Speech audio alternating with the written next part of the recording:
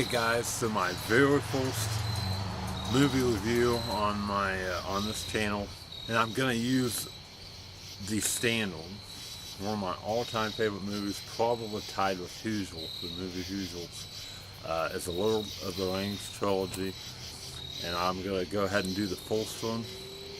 It's perfect outside, mid-October night, perfect time to do a movie review, especially this movie with it getting close to the end of October. So I'm going to go ahead and run through the movie. I have 7 categories, and they're rated on a scale of 0 to 0.50, and that's the final score out of a possible 35 points. First, let me do a quick synopsis of the movie, real quick. It's about a place called Middle-earth. There's a ring that possesses all the power of Middle-earth, but it's evil. So there's no kind of people in Middle-earth, no creature that could destroy it, because when you get it, it corrupts you. So Middle-earth looks at the most unlikely a Hobbit to destroy the ring. So it's just a story of that.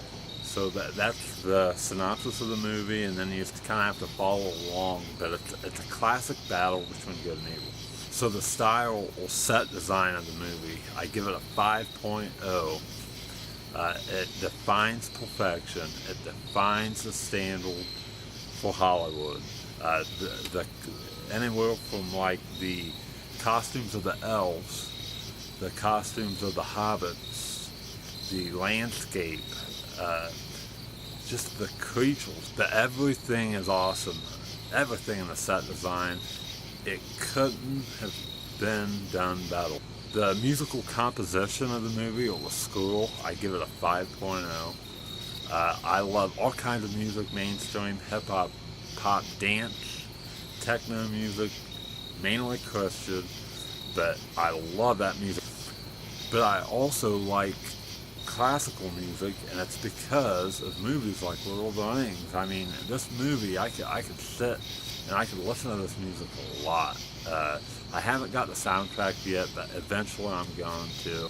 The music truly represents and portrays the emotion of the movie.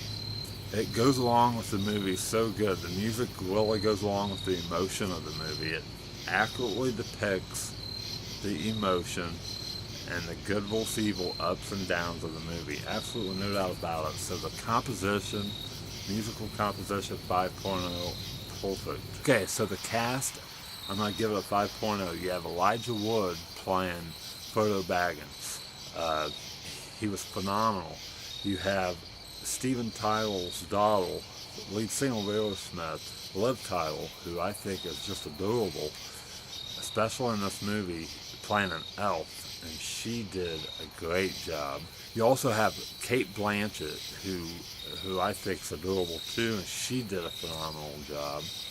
And you also have Sean Anderson playing a companion to Frodo Baggins. And the whole cast sets the standard for modern day movie making. Absolutely no doubt about it.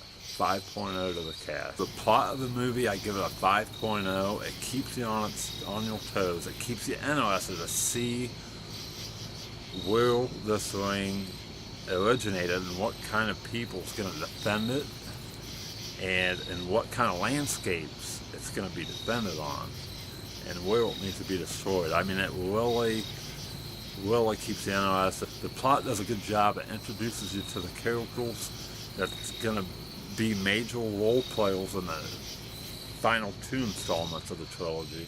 It just sets everything up. It gets the quest, or the mission of the whole trilogy, in motion. And so it introduces you to that, and it initiates the whole quest of the final 2 installments. So I'm going to give the message a 5.0. It's your classic good versus evil setup. A lot of people say the author of the books that this was based on used symbolism. It was symbolic to the gospel of Jesus Christ, and I could definitely see that. You have Frodo Baggins, who carries the burden of all Middle-earth and cures the ring, and supposedly if you get rid of the ring, it gets rid of evil forever. I could definitely see the symbolism of this movie to the Gospels of Jesus Christ. I'm definitely not saying that Lord of the Rings is a gospel or anything like that, but I could definitely see how there's a link between the two. There's definitely symbolism in this story and the way it's told and set up to the Gospels of Christ. Okay, so the family friendly factor. Even though I want to give it a 5.0, I can't. I simply cannot do it because of the violence in the movie, especially in the end. So it's just not something that you want to take little children to see or to watch in your home. Some of the creatures look evil, so I just don't think I could give it a perfect 5.0. And in these reviews, this is a promise, I try to stay away from trash, is what I call it. But I'll do my best to give you good family-friendly reviews. And just because of my own personal life, I don't want to watch trash either. So it's a promise I'll give you the best family-friendly review I can. It's definitely a major issue with me. I don't want to watch trash. Okay, so the edit of the movie, I give it a 5.0.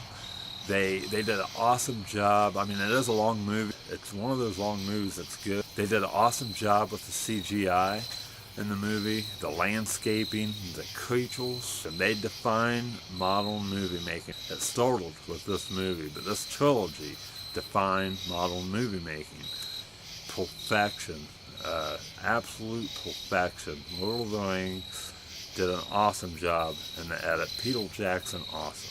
So overall, I give The Fellowship of the Ring a 34.6 out of 35. I highly recommend it. They set the standard. This trilogy set the standard for modern movie making. It is the modern day Star Wars of the generation coming up, and it all began with this movie. So I highly suggest checking it out. Use caution with little kids. But it's really good to depict evil as evil and good as good, and you don't want to blur the lines like a lot of movies do today. So I think it's good for kids to see it because it really portrays evil as evil. But anyway, if you like this video, subscribe, comment. If you want me to watch the movie, suggest. Add a comment below and I'll do the best I can to check it out. But I will not watch trash. I do pay attention to what I watch. I don't want to watch anything that I consider trash. But until then, subscribe to my channel, like, comment. Peace.